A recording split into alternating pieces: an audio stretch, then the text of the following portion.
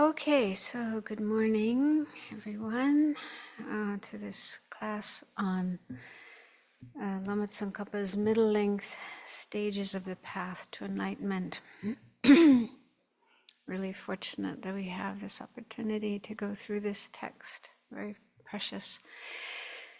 So let's start with some prayers, and before we begin the prayers, imagine the Buddha in front of you. You can imagine all the objects of refuge if you are able to do so. Otherwise, the Buddha made of light. Feel the Buddha's presence and all his excellent qualities. Feel that Buddha is someone we can rely on, trust, have confidence in. Put ourselves under his guidance to live a good life, beneficial for ourselves and others, and working to actualize our potential to become just like the Buddha, so we too can benefit all living beings. Are we going to have prayers on the... No? Okay. To the teacher endowed, transcendent destroyer, one that's gone, foe destroyer, completely and fully awakened one, perfect in knowledge and good conduct, one gone to bliss, know of the world's supreme guide of beings to be tamed. Teacher of gods and humans to you, the Buddha endowed, transcendent destroyer, glorious conqueror, Shakyamuni, I prostrate, make offerings and go for refuge. When, O supreme among humans, you were born on this earth, you paced 7 strides and said, I am supreme in this world. To you who are wise, then I bow, who with pure bodies formed supremely fine, wisdom ocean like a golden mountain, fame that blazes in the 3 worlds, winner of the best supreme guide, to you I bow, who with the supreme signs, face like the spotless moon, color like gold, to you I bow. You are immaculate, the 3 worlds are not incomparable, wise one, to you I bow. Great, compassionate, protector, all-knowing teacher, field of merit and good qualities, vast as an ocean, to the Tathagata I bow. Through purity, freeing from attachment, through virtue, freeing from the lower realms. Unique, supreme, ultimate reality, to the Dharma that is peace I bow. Having freed themselves, showing the path to freedom too, well established in the trainings. The holy field endowed with good qualities, to the Sangha I bow. Do not commit any non-virtuous actions, perform only perfect virtuous actions. Subdue your mind completely, this is the teaching of the Buddha. A star, mirage, a flame of a lamp, an illusion, a drop of dew, a bubble. A dream, a flash of lightning, a cloud, see conditioned things as such. Through this merit may sentient beings attain the state of all-seeing, subdue the foe false, and be delivered from the ocean of cyclic existence perturbed by the waves of aging, sickness, and death. This ground anointed with perfume, flowers strewn, Mount Meru, 4 lands, sun and moon, imagined as a Buddha land and offered to you. May all beings enjoy this pure land. Venerable holy gurus, in the space of your truth body, from billowing clouds of your wisdom and love, let fall the rain of the profound and extensive Dharma, in whatever form is suitable for subduing sentient beings. Idam Guru Ratna Mandalakam Niryatayami. I take refuge until I have awakened in the Buddhas, the Dharma, and the Sangha. By the merit I create by listening to the Dharma, I will attain Buddhahood in order to benefit all sentient beings. I take refuge until I have awakened in the Buddhas, the Dharma, and the Sangha. By the merit I create by listening to the Dharma, I will attain Buddhahood in order to benefit all sentient beings. I take refuge until I have awakened in the Buddhas, the Dharma, and the Sangha. By the merit I create by listening to the Dharma, I will attain Buddhahood in order to benefit all sentient beings.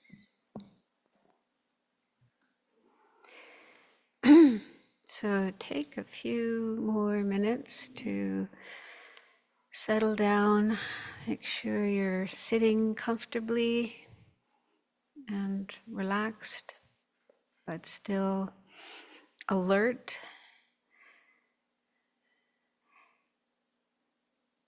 And that your mind is here in the present moment, present place.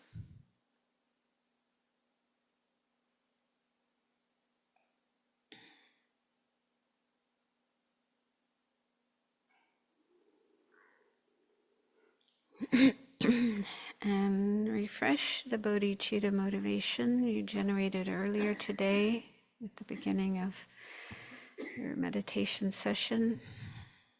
Make that your motivation for being here, participating in this class.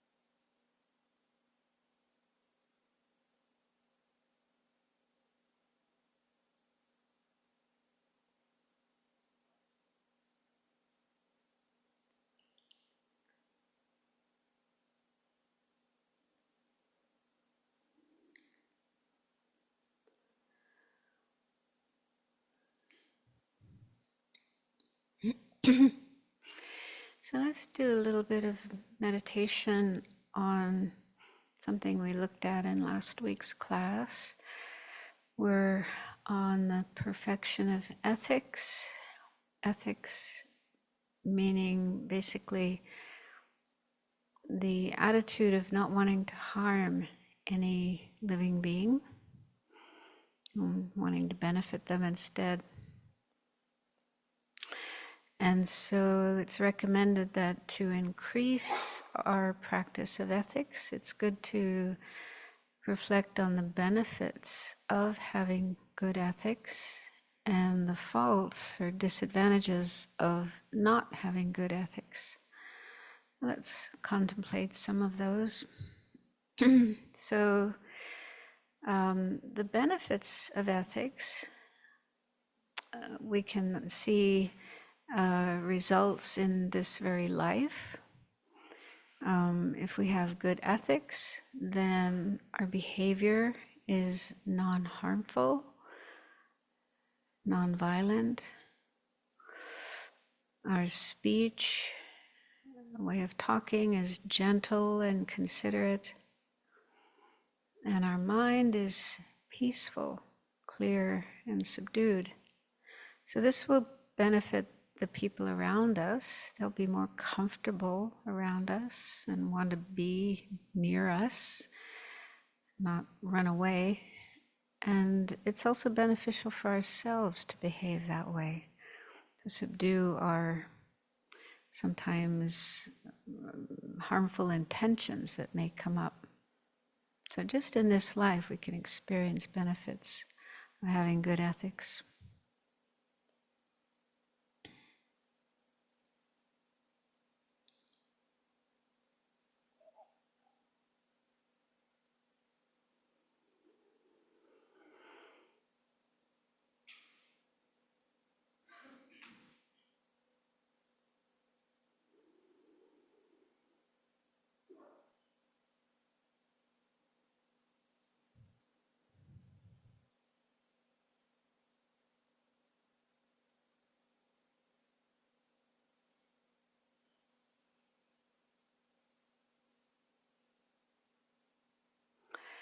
And then for the future, more long term, this good ethics is the cause of good rebirths in our next life. So when this life ends and our mind leaves this body, goes to the next life, we'll be assured of having a fortunate rebirth as a human being or even as a deva.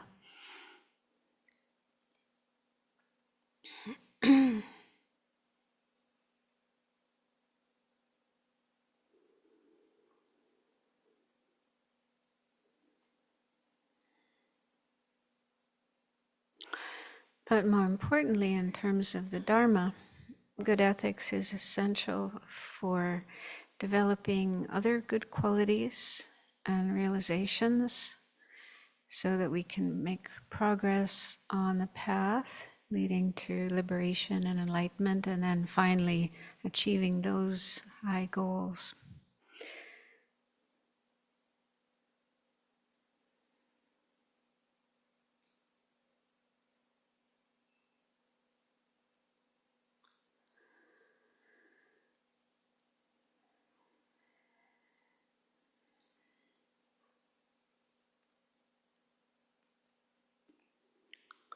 So then we can contrast that with the disadvantages of not having good ethics and behaving in harmful ways. So that's the cause of unfortunate rebirths in future lives. One of the three unfortunate realms where we would have a lot of suffering, deprivation, and not be able to continue our spiritual practice.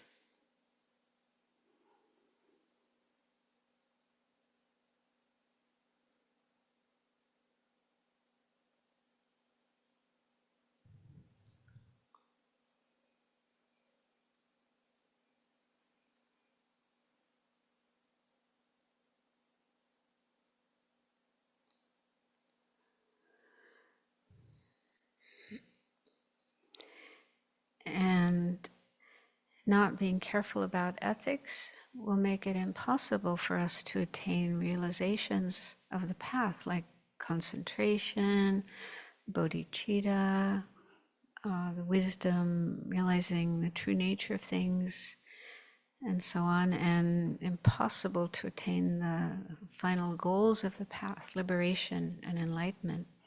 So instead, we'll just continue wandering in samsara, experiencing all of its various sufferings.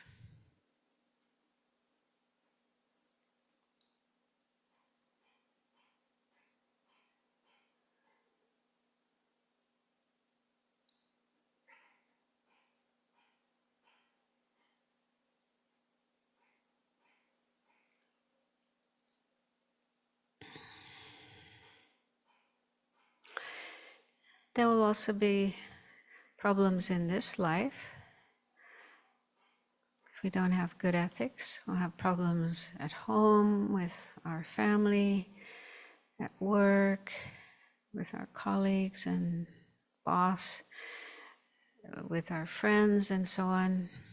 So we won't be able to get along with them, and we'll make trouble, and they'll stay away from us. They won't trust us. We might even commit crimes and end up in prison.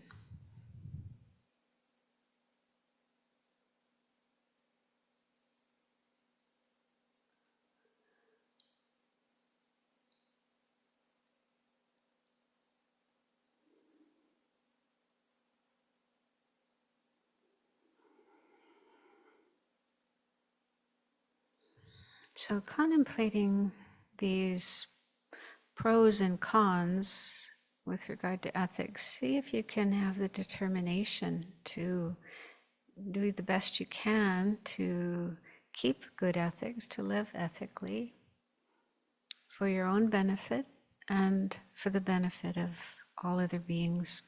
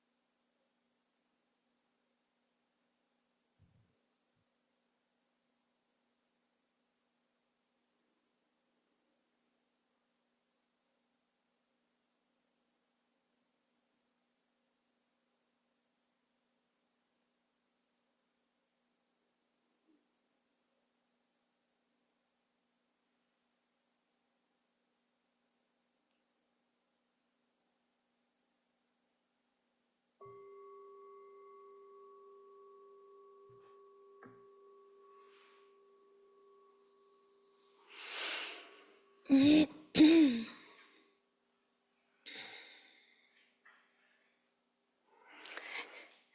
I was thinking that another way to increase the practice of ethics is to generate love and compassion for other beings. So that even in a situation when, it's easy to practice ethics when people are behaving themselves well, not so challenging. But when they're not, and especially if they're harming us, right? They're actually doing things harmful to us. It's quite challenging to not just react in the usual way and want to give harm in return.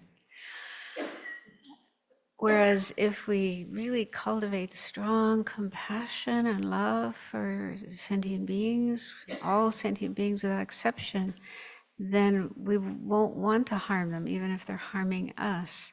So we can see that in cases of parents, parents with their children. They really love their children so much. They have so much love and compassion for their children. And children sometimes, get angry at their parents and even, hit them or bite them or, yell at them, insult them, and so on. And I'm sure it's quite challenging for the parents, but if the parents really love their children, they're not going to harm them in return. Some parents do, of course, they do hit their children. But, I've often seen, and heard of cases like with a mother, the child is being really aggressive and screaming and even hitting the mother, and the mother is just very loving and patient. So I think if we have that same kind of love for other sentient beings, if we love them as a parent loves their child, then even if they're doing harm to us, we won't want to respond by harming them in return. And also there's really inspiring stories of the Buddha's past lives when he was a bodhisattva working towards enlightenment, and he sometimes faced harm from other beings and didn't respond by giving harm in return, but instead was patient and loving, and sometimes even giving up his life. There's one story I'll share because I found it really amazing, beautiful. So in his previous lives, he was sometimes born as an animal, although he was a bodhisattva, but in the form of an animal. And so there was one life where he was born as some kind of tortoise. I don't know which, tortoise or turtle, the really huge ones, the really big ones that live in the ocean.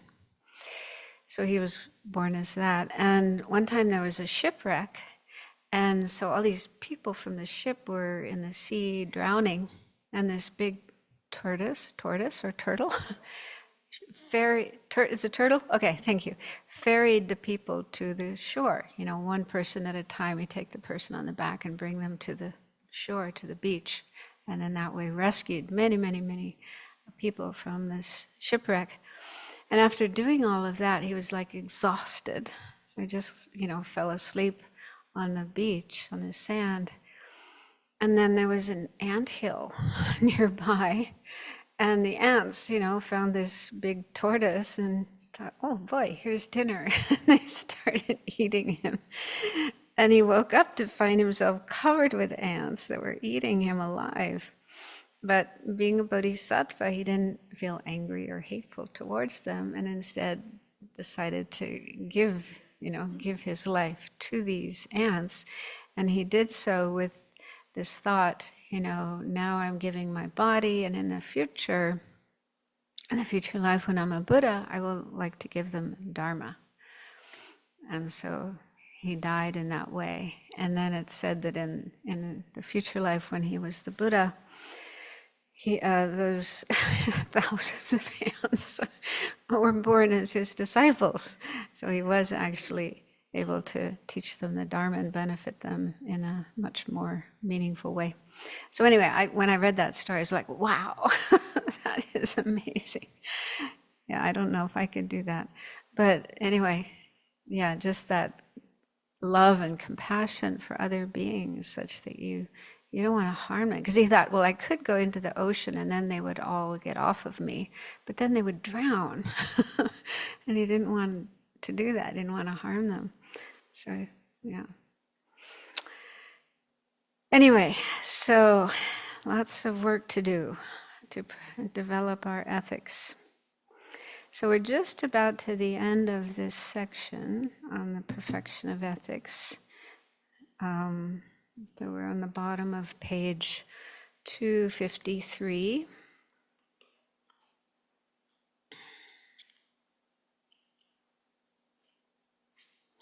Last paragraph.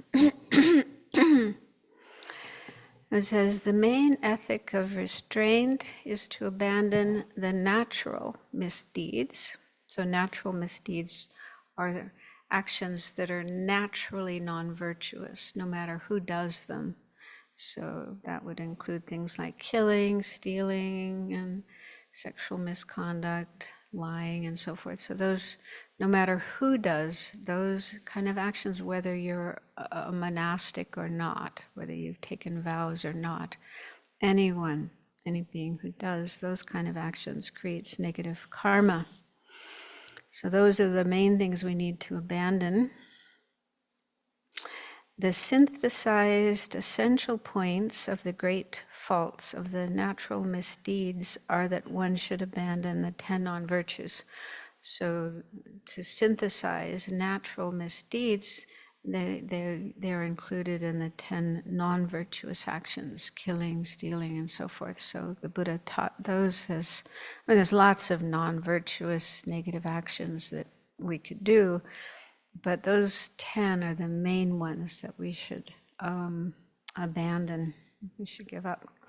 They harm others, but they also harm ourselves. We create negative karma, and then we'll experience suffering and problems in the future as a result. Therefore, you should repeatedly generate the mind of restraint that is not even tempted toward them.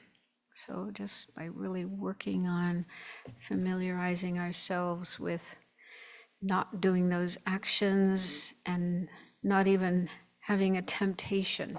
Yeah, of course it takes time to do that, but getting to that point where we don't even have the thought, the wish, the temptation to do any of those actions. The Compendium of the Perfections says, the path to the bliss of high birth and liberation is to not violate these 10 paths of action.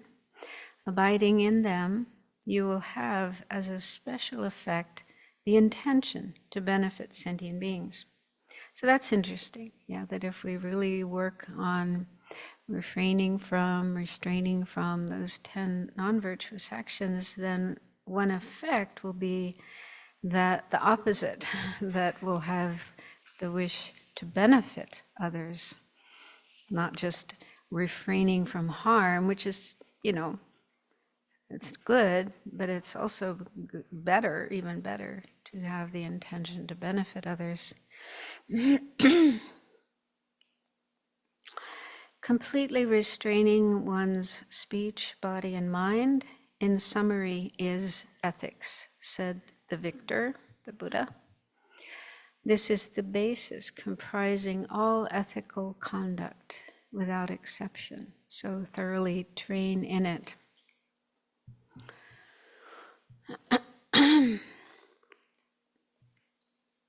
Okay, then a kind of summary of this section. In brief, the practice of ethics is to take this restraint from the 10 non-virtues as the basis and repeatedly train in the mind of restraint that trains in the precepts of whatever ethics one has undertaken.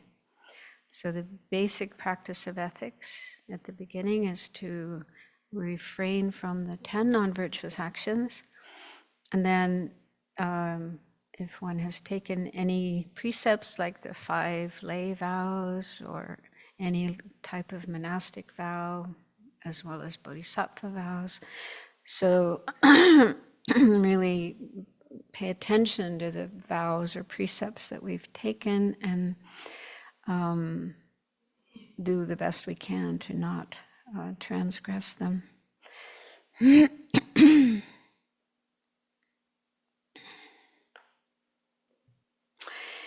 And then, finally, ethics are made to possess the 6 perfections like this. Generosity is to abide in the ethics oneself and establish others in them, and the remaining perfections are as above in the presentation of generosity. So what that means is when practicing ethics, ideally we practice all 6 perfections together.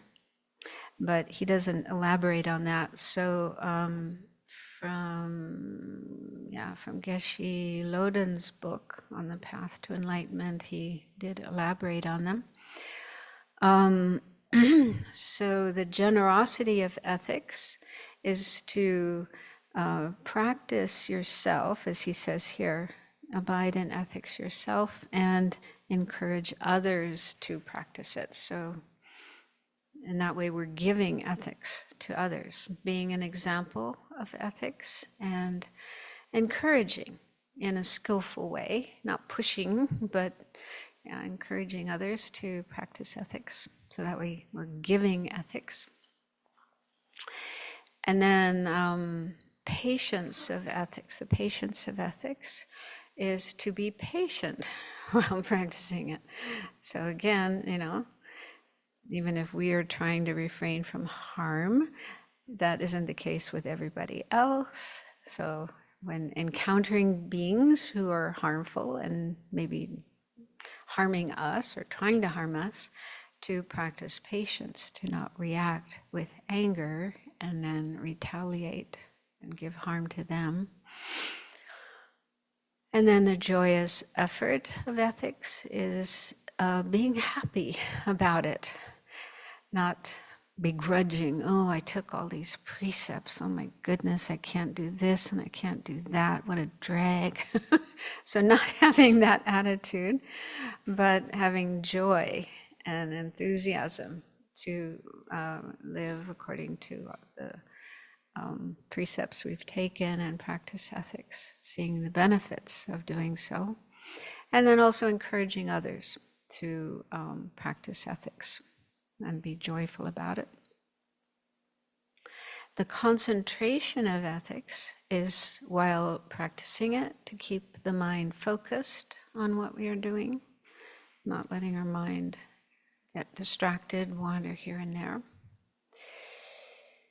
Then the wisdom of ethics is whatever understanding you have of emptiness, to think that yourself, the one, the person who's practicing ethics, doesn't exist inherently, independently. There's no inherently existing I, real solid I, who's practicing ethics. There's just the conventionally existing, merely imputed I, who's practicing ethics. And the same with other beings in relation to whom we're doing the practice of ethics, not harming them. So those beings are also empty of existing inherently, independently from their own side. And also the practice of ethics itself, whatever we're doing, keeping our precepts and so on, that this practice is also empty of existing inherently, independently. It's just labeled or imputed in relation to certain behavior we're doing or not doing. So all aspects of the practice are empty of inherent existence.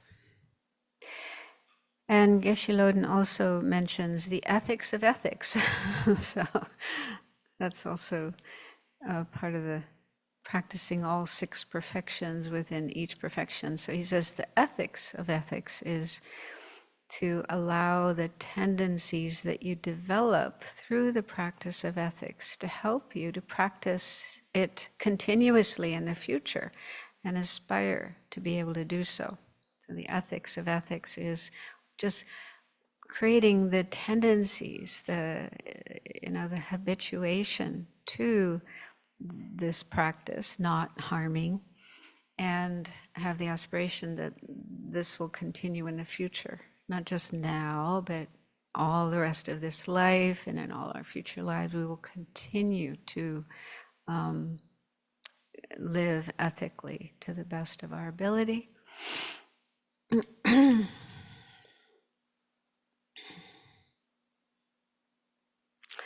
So then I'd just like to read a bit from Courageous Compassion, volume 6, I think, where there's teachings on the 6 perfections from His Holiness and Venerable Children. So this is nice, inspiring. It says, abandoning destructive actions brings coolness to the mind as the fire of guilt and remorse has been reduced. So again, the term in Sanskrit for ethics is shila, and that literally means cool or coolness. So it cools us down. The practice of ethics cools down fires of afflictions like anger and hatred, and also what's mentioned here, guilt. Yeah, because if we don't live ethically, that's another problem. We'll have guilt, remorse, regret about things we've done. Practicing the 10 virtuous pathways of action, that means living opposite to the 10 non-virtues, this brings delight and peace to the mind. So I think everyone here experiences that. We've been doing that, most of us, for many years. You just feel happy that you're not doing those non-virtuous things that you probably used to do. It is said that a special fragrance called the scent of pure ethical conduct naturally surrounds people who have pure ethical conduct. So this isn't an actual scent that can be perceived with our nose consciousness, but yeah, just like a certain energy around someone who's keeping pure ethical conduct. Ethical conduct is like a dike or a dam. It holds us back from involvement in a harmful situation. It is like a lamp that illuminates dark corners of our mind so that we can clean them. This one's funny. It is like our goatee being on fire. That must be from the Tibetan. Most of us probably don't have a goatee, but anyway, if you did have a goatee and it caught on fire, you would immediately want to put it out. Then we must focus on what is happening inside of ourselves, not on others. So yeah, if you were in that situation, you'd immediately focus on putting out that fire. And then,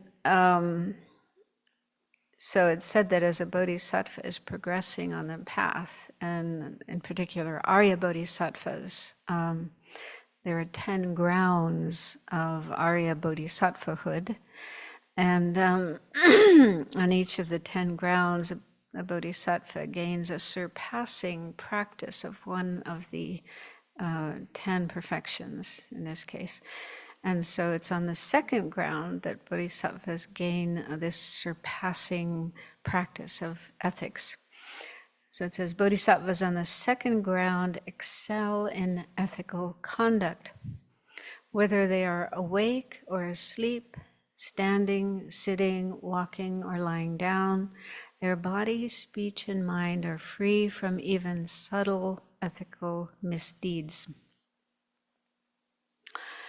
Although our ethical conduct may not be of that caliber now, we should direct our intentions to that and cultivate pure ethical conduct as best as we can. Through the force of our sincere intention, gradually all our actions will become wholesome. So yeah, we shouldn't beat ourselves up when we make mistakes, commit ethical misdeeds. It's good to feel regret, of course, and then purify, do confession and purification, and aspire to do better. So that's a more skillful way of dealing with misdeeds. And then the verse in the Guru Puja, which we'll be doing tonight, that relates to ethics, perfection of ethics, says, "Inspire me to perfect far-reaching ethical conduct by not transgressing the bounds of the Pratimoksha, Bodhisattva, and Tantric ethical codes, even at the cost of my life, doing virtuous deeds and accomplishing the purposes of sentient beings." So that verse encapsulates the main points of ethics and the 3 types of ethics. So that's the end of that perfection. Does anyone have a question before we move on to the next one? Any questions about ethics? Lise? It's good to ask questions. Actually, I have a question about this story from the Buddha. Uh-huh. Does he accumulate karma when he is an animal and have to eat other animals? That's a good question. I mean, I think those lives when he was a bodhisattva, he wasn't like an ordinary animal that's born as an animal because of bad karma, but he's like a special animal. I think that's how I understand it. And deliberately choosing to be born as an animal to be able to help other animals, because that's one of the things bodhisattvas do. They want to help all sentient beings, not just human beings, but also beings in other realms, like the animal realm. So that's the reason for being born as an animal, to help. So I don't remember a story of one of the lives of the Buddha when he was born as a carnivorous animal. I mean, he was a deer, there was a deer and a rabbit and... Huh? Well, he gave his body to the tiger, but I don't remember him being born as a tiger. So that was a long time ago that I read these tales. It was, I think, when I first started learning Dharma in the 70s, so it was a long, long time ago. I don't remember all the different stories, but I don't remember one where he was an animal that, killed and ate others. Kind of hard to imagine he would do such a thing, but yeah. Do they eat other animals? He was born as a lion?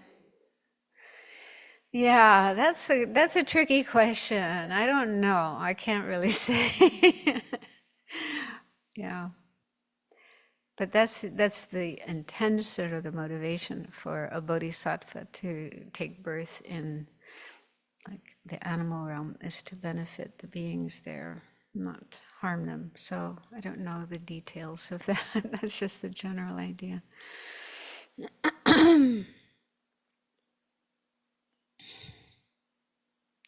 Any others?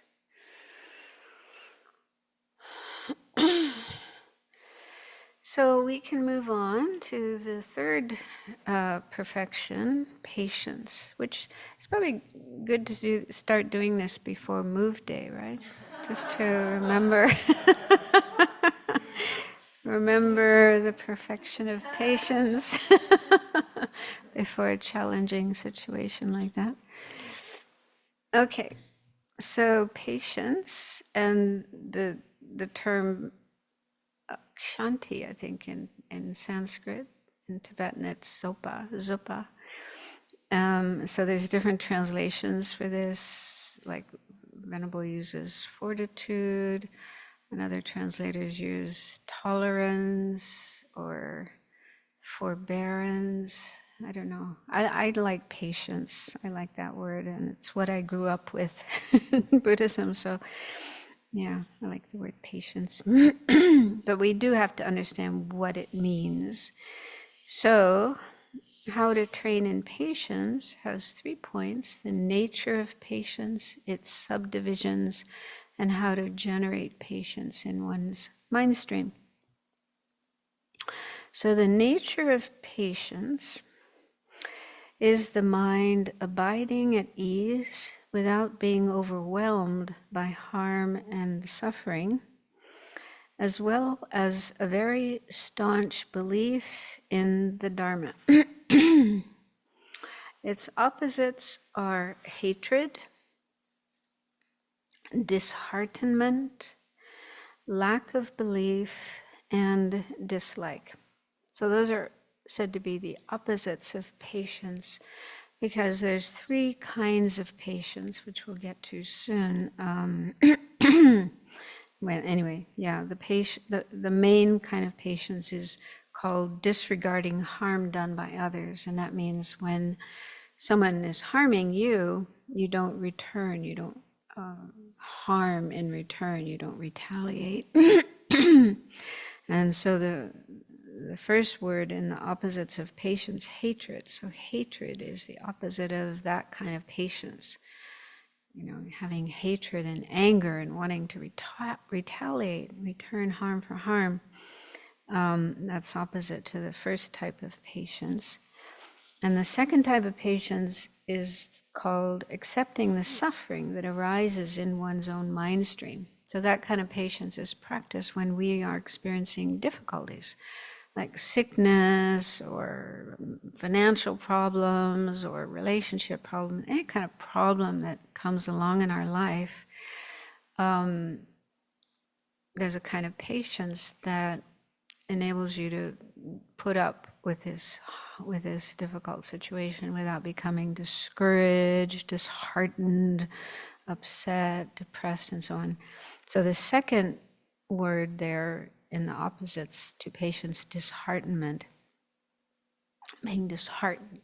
So that is the opposite to the second type of patience. And the third type of patience is called the patience of a mind certain about the Dharma, having certainty in the Dharma. And we'll get to that later, what that actually means. But the last 2 of those opposites, lack of belief and dislike. So those are opposite states of mind to the third type of patience. So that'll get more clear when we get to the details of these 3 types of patience. And then it says the completion of the perfection of patience is just to fully cultivate the mind that ceases one's anger and so forth. It does not depend on getting rid of unruly sentient beings. So I was uncomfortable with that last phrase, because it's almost, I can't imagine a bodhisattva wanting to get rid of unruly sentient beings. So I checked the Tibetan and other translations. The term translated here as getting rid of is drawa, and it could also be translated as separating from or being free from. And so another translation of this said, it's, a kind of different idea, separating sentient beings from their unruliness. So that's an alternate translation, which I think makes more sense. So what it's saying here is that to perfect patience, right, to have perfect patience, doesn't depend on making sure that all sentient beings stop being unruly, behaving in an unruly way. That isn't required. Because if that was required, then none of the Buddhas would have ever perfected patience, since there's so many unruly sentient beings behaving in harmful ways. Okay, so perfecting patience doesn't mean you change everybody else and get them to stop behaving badly, but rather you work on your own mind. You get your own mind under control so that you're not acting with anger and harmfulness and so on. And then in Geshe Lodin's book on the path to enlightenment, he says, to complete the perfection of patience, one does not have to overcome all enemies and harmful people. Being able to pacify your own uncontrolled mind is the equivalent of pacifying all unruly beings. As Shantideva says in engaging in the Bodhisattva deeds, unruly beings are as space, meaning there's just so many of them, like space. They cannot possibly all be overcome. But if I overcome just thoughts of anger, this will be the same as vanquishing all. And Geshe Lodin says, the real perfection of patience is to remove totally the last traces of anger and impatience from one's own mind. So it's really about managing our mind, managing especially anger and hatred. And there's also that wonderful verse from Shantideva about leather, where he says something like, it's impossible to cover the whole world with leather so that we can walk around and never get injured, have pieces of glass and sharp stones and so on sticking in our feet. So it'd be crazy to think, oh, I want to cover the whole world with leather so I can walk around barefoot and nothing will ever harm my feet. I mean, that's crazy, impossible. But a simple solution is just to cover your own feet with leather, which is what we do. Right? And then we protect our feet. Wherever we go, we won't be harmed. So he said it's similar with our mind. It's impossible to get rid of all the difficult people in the world so that wherever we go, we're never going to face any difficulties with anybody. I mean, that's just impossible. But if we protect our own mind from anger, hatred, harmfulness, those kind of thoughts, then wherever we go, whoever we meet, whatever circumstances happen, we won't have problems. We won't get angry and upset. So that's a really beautiful analogy for patience. It's protecting our own mind. Then, page 255, how to generate patience. Oh, sorry, I skipped, the subdivisions on the bottom of 254. So they're just listed here, but then the explanations come later. So there's 3 subdivisions of patience. The patience of disregarding harm done by others, the patience of accepting the suffering that arises in one's own mind stream, and the patience of a mind certain about the Dharma. Okay, so then how? So first he talks about, in general, how to generate patience, and then he goes into those 3 specific methods or ways of practicing patience. So in general, how to generate patience in one's mind stream. It is necessary to meditate on the benefits of patience and the faults of impatience. So that's really helpful, the pros and the cons. If I am more patient, what will I get? If I'm not impatient, what will happen? That really makes it clear how important it is to be patient. So he starts with the benefits. Think about how later on you will have few enemies. So if we have more patience, we'll have fewer enemies. So does that mean that everybody will like us? If we are a patient person, everyone will love us and be nice to us and treat us well and do what we want. Yeah? No? Okay. Good. I mean, don't have that illusion that everyone's going to like us. If we're a nice person, we manage our anger and we're really patient, then everyone else is going to be that way too. No, that's not it. But I think what that means is enemies, it's really our mind that labels someone as an enemy. Yeah, there's really no inherently existing enemy out there, no one out there who is an enemy from their own side, but rather it's what our mind does, how our mind labels somebody. And so why do we label someone as an enemy? What are the reasons for giving that label to somebody? Of course, it could be because they want to harm us, like in the case of countries, you know.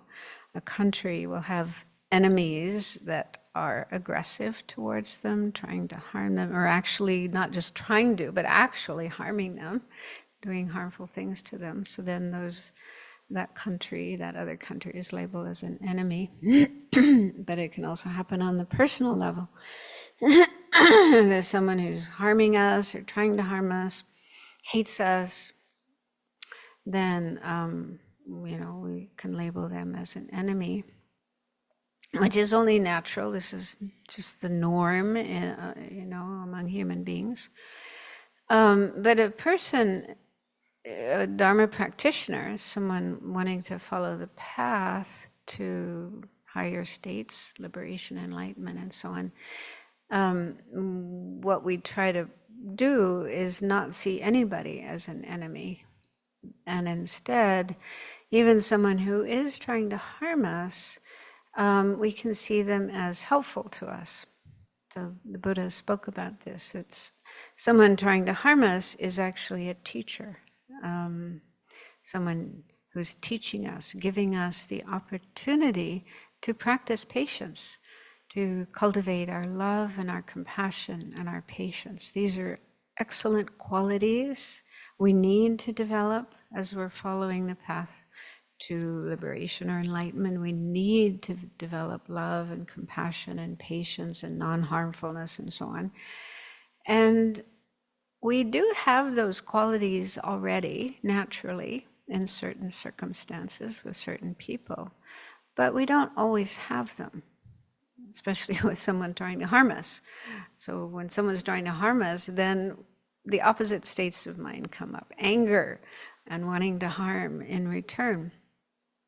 So those come up in our mind because we've had familiarity with them in our past lives and also in this life. You know, when we're little kids, your brother hits you and you hit them back. I mean, that's just what you do. So probably many times in this life we got angry and acted harmfully, especially when we were harmed. So we have that tendency, and so that can arise again and again in situations when someone's being harmful to us. And so, yeah, we haven't overcome anger and the tendency to give harm in return. So we need, if we want to follow the spiritual path, we need to overcome those old habits, those old tendencies, and develop new ones, like not retaliating with harm, not returning harm for harm. So, I mean, that's very, very difficult, very hard to do, but we need to train in doing that and learn to respond with patience and compassion and kindness, at least non-harmfulness. So we need tests. We need situations where that is being tested. And so it's said that people who don't like us and act harmfully towards us, they're actually helpful. They give us the opportunity to recognize where we're at in that cultivation of patience. So if we can see if someone's,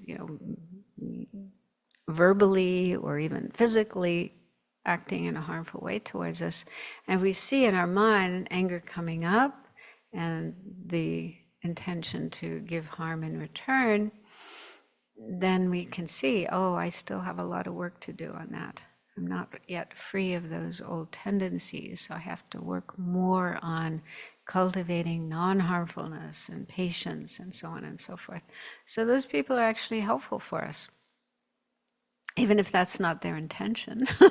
Their intention probably isn't to help us.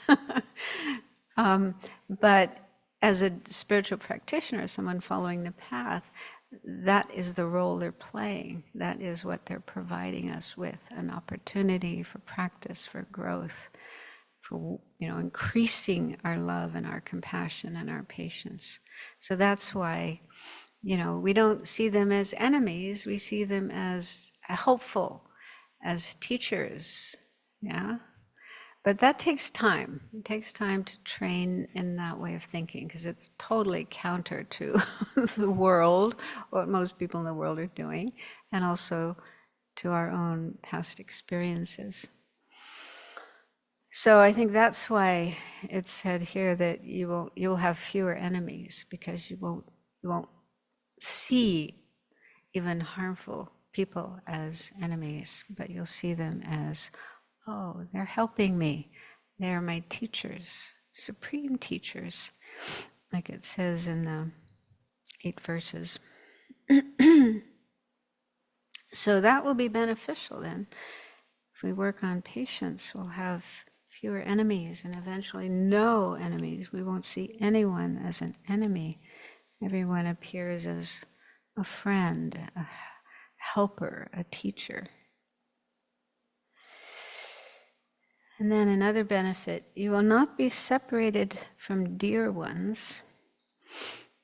So I think the reason for that is, if we have a lot of anger, it will drive people away, right? People don't want to be around someone who's angry and hateful and harmful. So we probably know people like that or hear stories about that. I met this one man in England, and he told me a really sad story that when he was growing up, his mother was very abusive, very, very angry and abusive, and she seemed to dislike him more than the other children. So he really got abused a lot by his mother.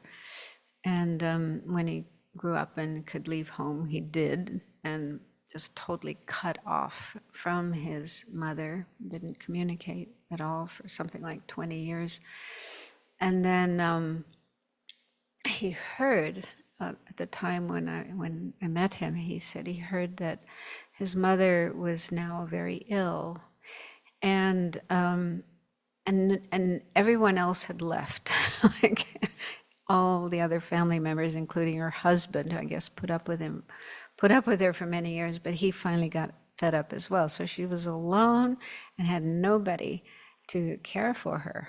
And he was feeling like, he wanted to help her. But it was difficult because of, what he'd experienced as a child. He still felt some resentment for that. So he came and talked to me after I talked about the kindness of the mother, that whole meditation on the kindness of the mother, and he said he was really touched by that, and he felt that meditating on that would help him to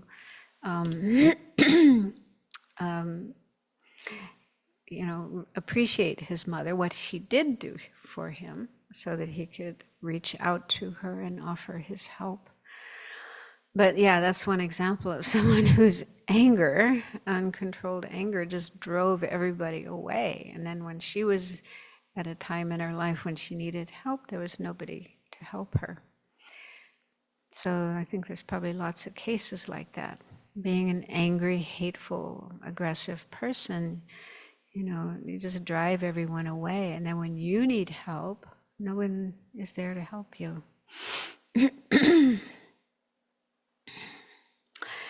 And then another benefit is you will experience much happiness and mental ease.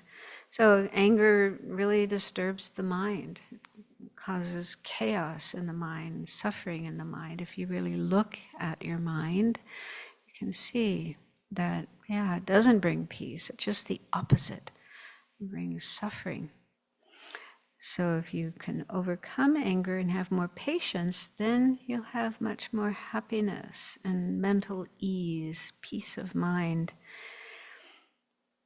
And you will die without regret. So at the end of your life, because you've increased patience and decreased anger, your mind will naturally be more peaceful at the time of death. You won't have so many things to look back on and feel regret for. This happens when people are dying. Thoughts will come up, memories will come up of things they did in their life, and they often feel regret. Oh, wow, I really treated that person badly, and I didn't do well with that person. And sometimes it may be too late at that point in time to reach out and apologize and try to make up for what you've done. Maybe those people have already passed away, or they're so far away, there's no way you can reach out to them. So then you're left with this regret and maybe no opportunity to clear up those problems. And yeah, dying with regret is not a good way to die. Your mind isn't peaceful, and so you may not have a fortunate rebirth in the next life. Also, if you make a strong habit of anger, if that's your usual response to situations, getting angry, then you probably have lots of things to get angry about as you're dying. I don't want to die. Why is this happening to me? The doctors aren't doing the right thing. The nurses aren't doing the right thing. My family members aren't doing what they should do. And the pain, the discomfort you have, so lots of things you could get angry about. So getting angry at the time of death and dying with anger is really bad. You're guaranteed an unfortunate rebirth if that happens. So that would be very unfortunate. So if we acquaint ourselves with patience, learning how to manage our anger and be more patient no matter what's going on, then that will really help at the time of death, to be able to die with a peaceful mind and then have a smooth passage to the next life, to a good rebirth, which is the next point. You will be reborn among the gods after this body has perished. Well, we may not want that. That's like a dead end spiritually. Well, not completely. It is said that sometimes devas are able to practice Dharma, but otherwise, some of them just get totally absorbed in pleasure and don't practice Dharma. So, but yeah, a good rebirth, human rebirth, or going to one of the Pure Lands if we want, Amitabha's Pure Land. So good rebirth in the next life. So these are some of the benefits. But there's also in Western research, they've done research on the effects of anger. They find, scientific research that it's bad for us, bad for our health. Have more heart problems, maybe cancer. So I don't know the details, but I came across a book called Anger Kills, written by a doctor. So there is evidence that anger isn't good for us physically in this life. And there's lots of benefit. There's lots of research showing the benefits of kindness and compassion and non-harmfulness. So it's good to contemplate those and just be really convinced that patience is good for us now and in the future. Then the Compendium of the Perfections says, for those with a mind that neglects the welfare of others, it was taught that the best of ways is patience. Patience protects that which is good and excellent in the world from the faults of anger. It is the best of ornaments for the strong, the peak of power for those embracing austerities, a torrent of water for grassland fires of malice. All is removed by patience in this life and others. All harm is removed by patience in this life and others. The arrows of words of unruly beings are wrecked against the armor of patience of excellent beings.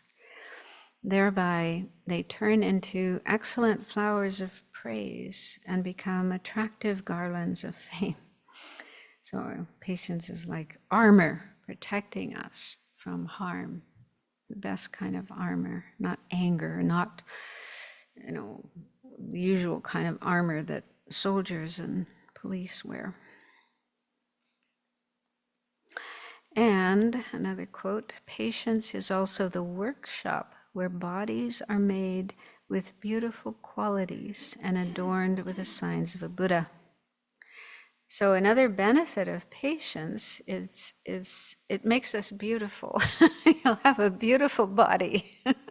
So that's like while we're still in samsara and born with ordinary bodies. So one of the results of patience is being attractive, having an attractive body. And anger, a result of anger is having an unattractive body.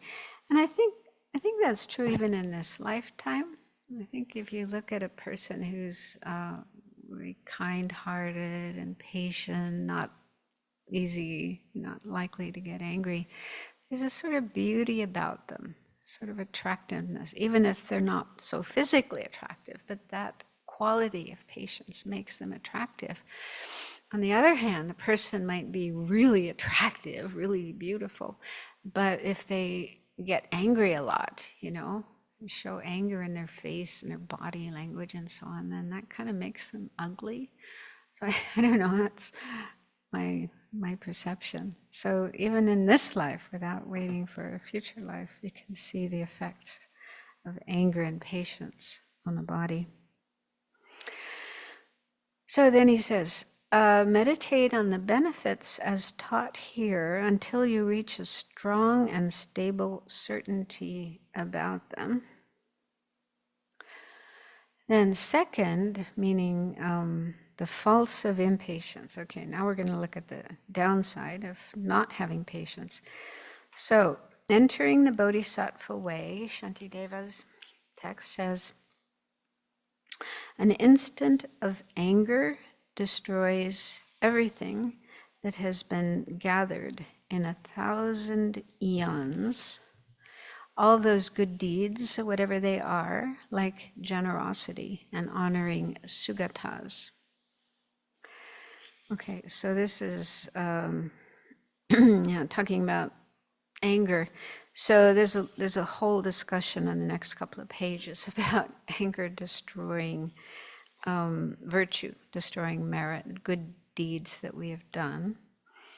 So this says 1,000 eons of virtue, good karma that we've created can be destroyed with just an instant of anger. So the commentaries say that this doesn't refer to any moment of anger, but anger at a bodhisattva. Okay, so any moment of anger is harmful, but to be that harmful, to destroy 1,000 eons of good karma, that's if we get angry at a bodhisattva. And in Geshe Sopa's commentary, he says that this is because a bodhisattva has bodhicitta and has decided to dedicate their lives for the benefit of all sentient beings. So bodhisattva is a really special person because this is somebody who's worked a lot on cultivating love and compassion. And they've got to the point where bodhicitta is just spontaneously arising in their mind. So they're totally dedicated to the welfare of all sentient beings. Everything they do is for the benefit of others. They have no selfishness, and they have assumed the responsibility to free all sentient beings from suffering and lead them to enlightenment. So hating a bodhisattva is worse than hating another type of person. Harming them, doing harm to a bodhisattva is like harming the potential happiness of all sentient beings.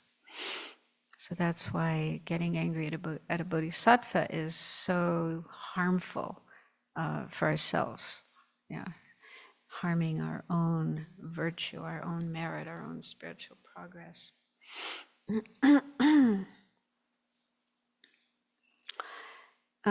Then it goes on to say, this appears, reading that verse from Shantideva, this appears to have been composed in accordance with Aryashura's Compendium of the Perfections. The play of Manjushri Sutra says that it destroys the virtue accumulated over 100 eons. So there's a difference there in how much merit is destroyed. And then he goes on to say, some explain that the object of that anger must be a bodhisattva, whereas others assert that it is any object in general. So there's different interpretations, different opinions about what that verse from Shantideva.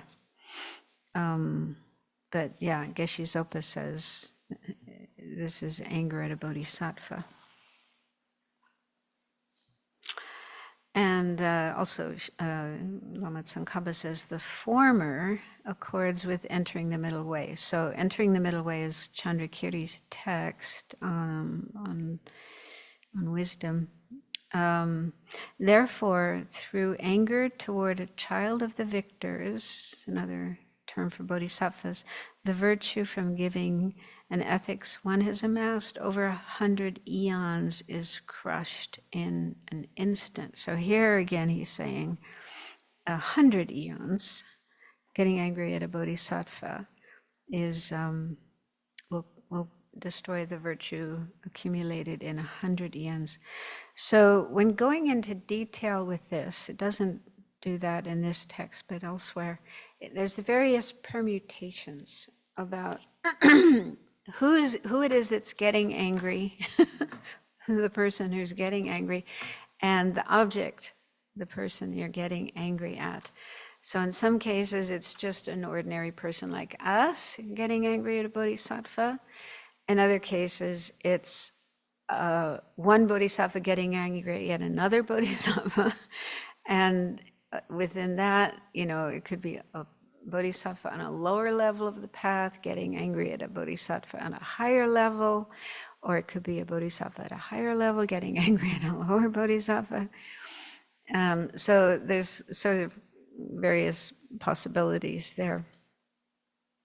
And so Geshe Zopa says, when it's an ordinary being like us getting angry at a bodhisattva, then the amount of virtue destroyed is 1,000 eons. And a lower bodhisattva getting angry at a higher one is 100 eons.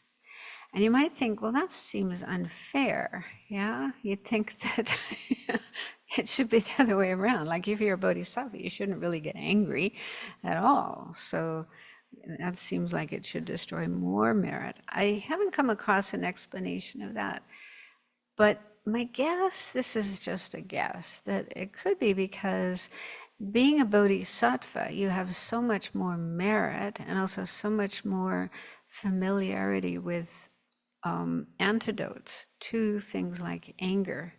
So even if you do get angry, that virtue is going to lessen the negativity of your anger, maybe. Yeah. Whereas ordinary beings like us may not have as much merit, as much good energy to sort of protect our virtue from being destroyed. That's just a guess. There could be other reasons. But anyway, the point is, the bottom line is getting angry destroys merit. How much merit, there's different opinions about that, but we should really try to avoid getting angry at anybody. Also, they say we don't really know who's a bodhisattva. Yeah, they don't go around advertising themselves, and they can sometimes appear like very ordinary people or beings. And so it's best, it's safest to try not to get angry at anybody.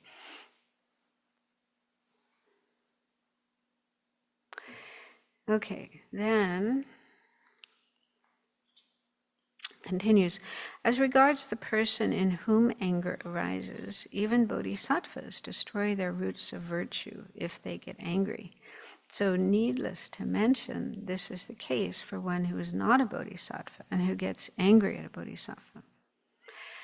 The Entering the Middle Way auto commentary says that whether or not it is certain that the object is a bodhisattva and whether or not the reason for the anger, seeing faults, is true, the destruction of virtue is similar to how it was explained before. Yeah. So even if we're not sure if the other person is a bodhisattva or not, and whether there's a reason for getting angry or not, it's still the same. Yeah, still we destroy virtue. In general, anger does not need to be directed at a bodhisattva in order for it to destroy roots of virtue, right? So even if we get angry at an ordinary person, it's still destroying our virtue. A passage quoted from the Sarvastivadin scriptures in the Compendium of Trainings says, if a fully ordained monk prostrates with extended limbs and a clear mind to a stupa of hair and nail relics, meaning this is a stupa containing relics of a Buddha, like their hair, their nails, and so on.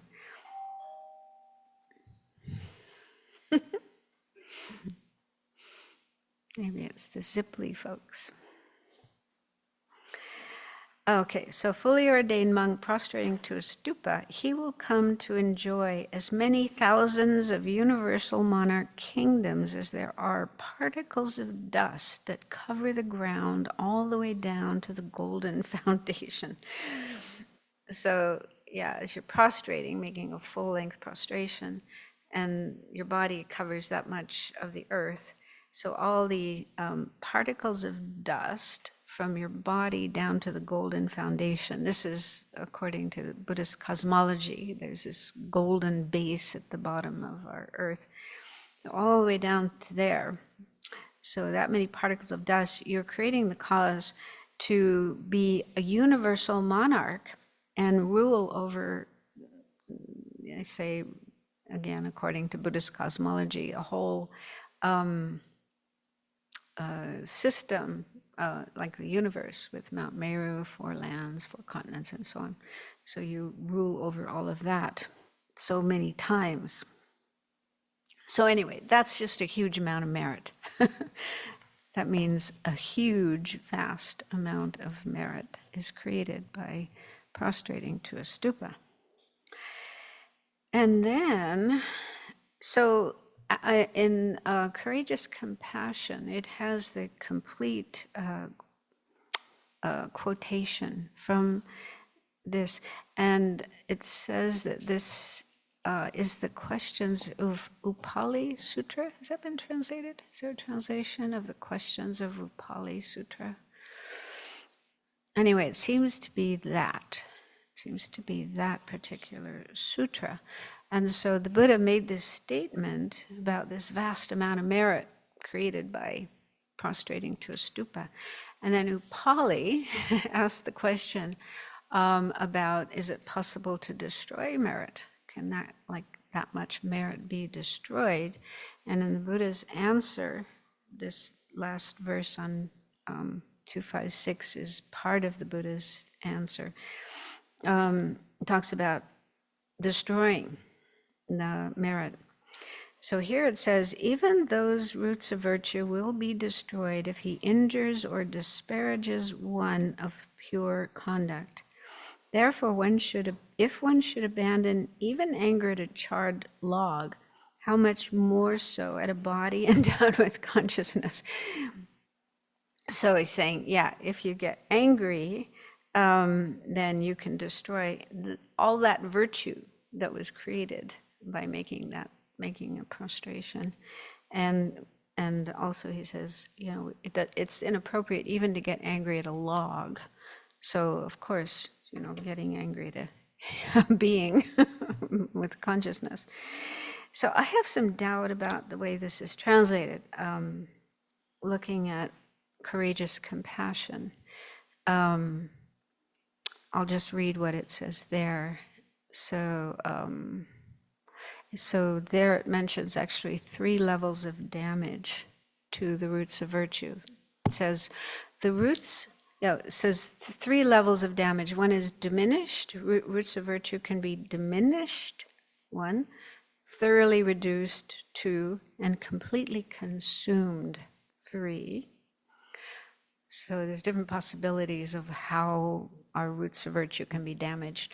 Diminished means that the increase of roots of great virtue dwindles, but the pleasant results are not destroyed. So there's just a decrease in the virtue, but you still get some pleasant results. And then reduced means that the pleasant results are minimal, so you won't get so many pleasant results. And the third possibility is completely consumed, which is probably the equivalent of destroyed. So that indicates that the virtuous karma cannot ripen. With that, the potency of the seed to bring pleasant results is destroyed, not the seed itself.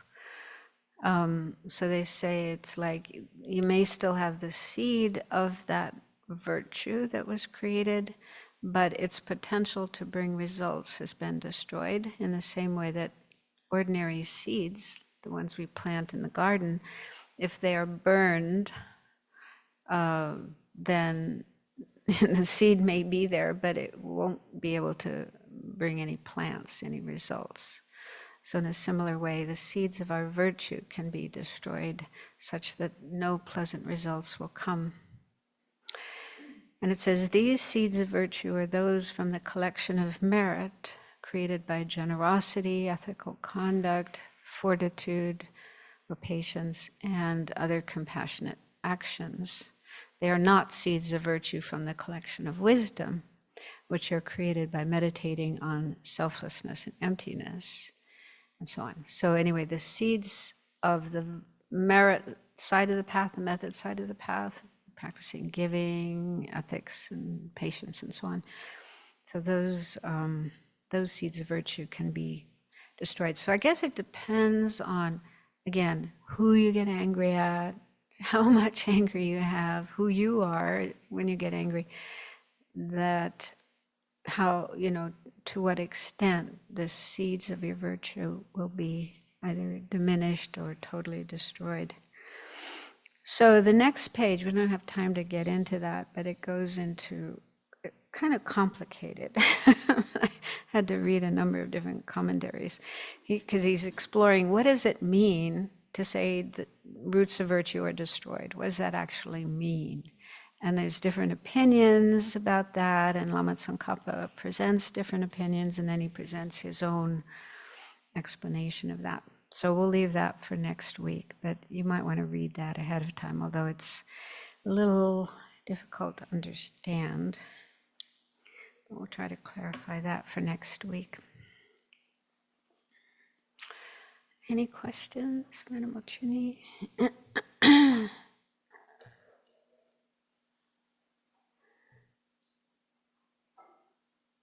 Aside from the fact that this is always very scary when we cover this topic, I also wondered about the distinction between anger arising in the mind and actually restraining from expressing the anger. Because that, on the one, I've been working on that this morning, in fact. So aware of that, I feel like that actually working on that has virtue in it in trying to restrain the thought that is arising in the mind. But sometimes in this whole series of how is it the anger, sometimes they say when anger arises, it is an instant arising, so that's the mental factor of anger itself kind of going off. And sometimes it does say by speaking harshly to a bodhisattva or something like that. Do you have any thoughts about the distinction there? Well, I mean, here it does say, just a thought of anger. I can't remember where one of the sentences was just having the thought of anger. So I try not to get scared about this, and that doesn't help.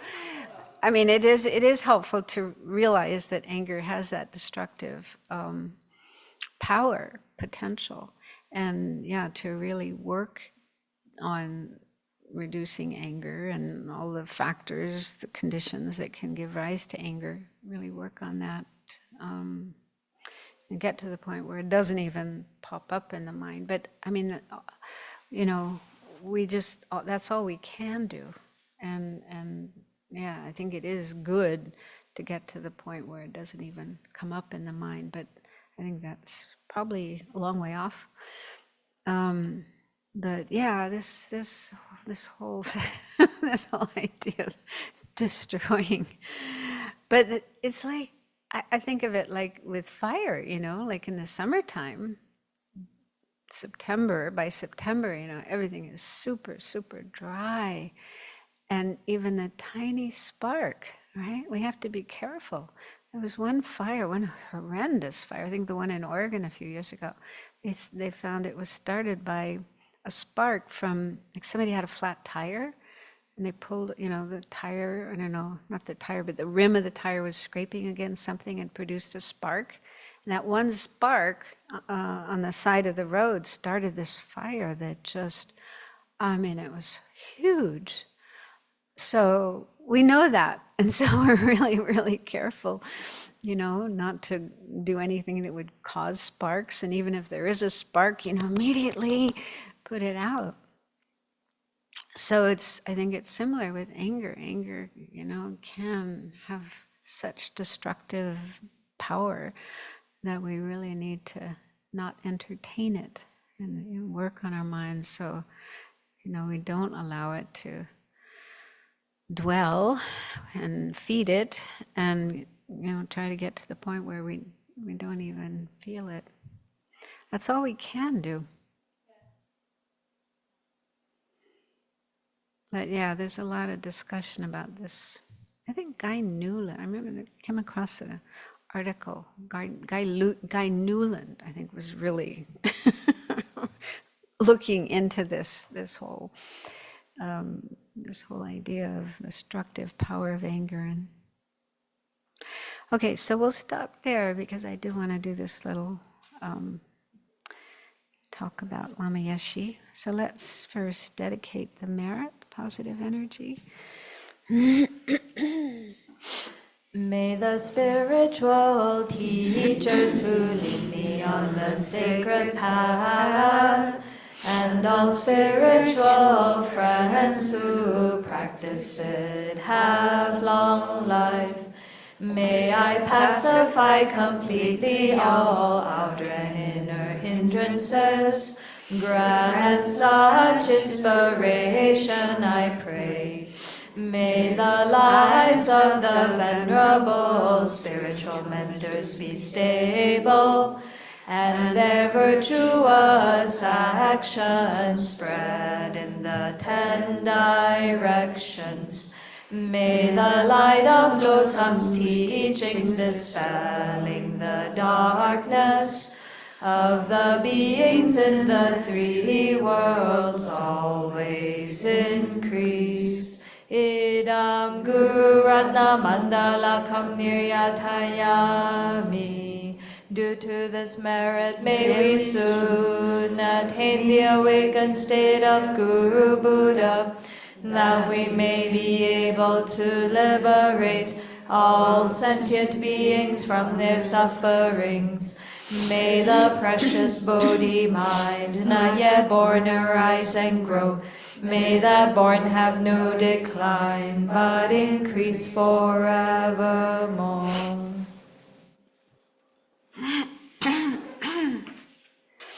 So I don't know, do you need to change the tape or you just...